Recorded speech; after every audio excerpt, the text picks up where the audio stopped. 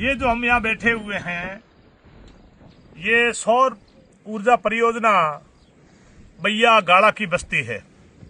ये सामने कैमरामैन उधर कैमरा करिए, सामने भारत की बहुत बड़ी कंपनी है। यहाँ पर ये सौर ऊर्जा का काम कर रहे हैं। पिछले दिनों 29 जून को 2 बच्चों का एक्सीडेंट हो गया था। एक का नाम मोती सिंह था बैया का, एक का नाम विक्रम सिंह था जिंजनियाली का। उनका एक्सीडेंट हुआ। वो गाड़ी अडानी के गाड़ी थी, कंपनी के काम से गई थी, वापसी में एक्सीडेंट हुआ। 29 जून से लेकर आज दिन तक कंपनी वालों ने इनको किसी भी तरह का कोई आश्वासन नहीं दिया। हम हमेशा 1 महीने से कंटिन्यू कंपनी वालों से मिल रहे हैं, उनसे वार्तालाप कर रहे हैं, मगर कंपनी वालों का कोई ठीक से हमें जवाब नहीं मिला, कोई आश्वासन नहीं मिला। और सरकार का कोई भी नुमाइंदा धरना स्थल पर नहीं आया, सिवाय पुलिस वालों को छोड़ करके। पिछले 4 दिन से 5 दिन से 4 तारीख को कंटिन्यू धरना जारी है और धरने पे लोग बैठे हैं। कल रात को बहुत भारी तूफान था, बहुत ज़्यादा ठंडी हवाएं चल रही थी। 1-2 बच्चों को बुखार भी आया है, एक को हॉस्पिटल एडमिट किया है, मगर प्रशासन की हमारी तरफ कोई ध्यान नहीं प्रशासन ने दिया, न कंपनी वालों ने किसी तरह का ध्यान दिया। यहाँ तक कि जब एक बच्चे को बुखार आया तो हमने इनसे एम्बुलेंस तक मांगी, तो इन्होंने एम्बुलेंस के लिए भी मना किया, बोले धरनार्थियों के लिए नहीं है। तो हम पूछना चाहते हैं सरकार से, हमारे ये हमारे खेत ले लिए गए और इन खेतों का हमें 1 रुपया मुआवजा नहीं मिला।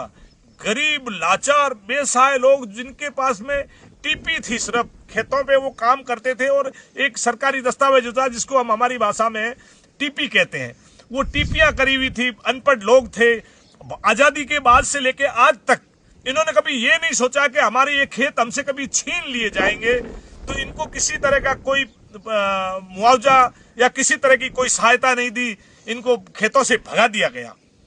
अब ये एक्सीडेंट हुआ, तब हम लोग यहाँ आए। जब हम आए तो हम सबने देखा कि हमारे ये पुरखों की जमीन, जो हमारे पुरखों ने अपने सिर दे करके लड़ाइयां लड़ करके और खून से सींच के ये जमीन रखी थी, उस जमीन को औने पौने में फ्री में एक भारत की बहुत बड़ी कंपनी को जमीन दे दी गई।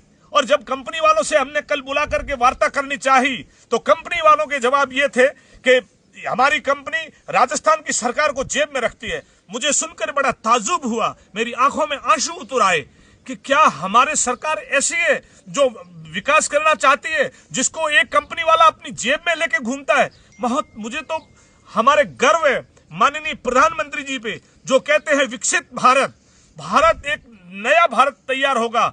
क्या ऐसे ही विनाश करके हम गरीबों का शोषण करके करेंगे और ऊपर से कंपनी वाले धमकियां देते हैं?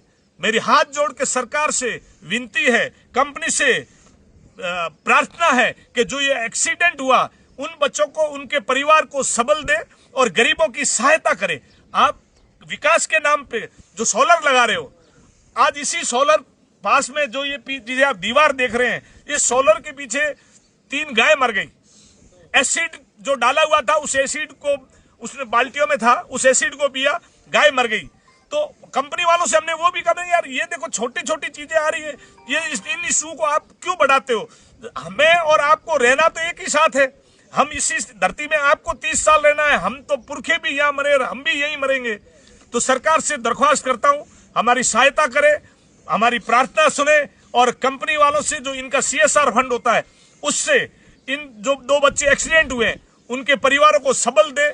और जो ये लोकल हम यहाँ के स्थानीय लोग हैं, युवा बेरोजगार हैं, उनको इसमें काम दे। जय हिंद, जय भारत, धन्यवाद।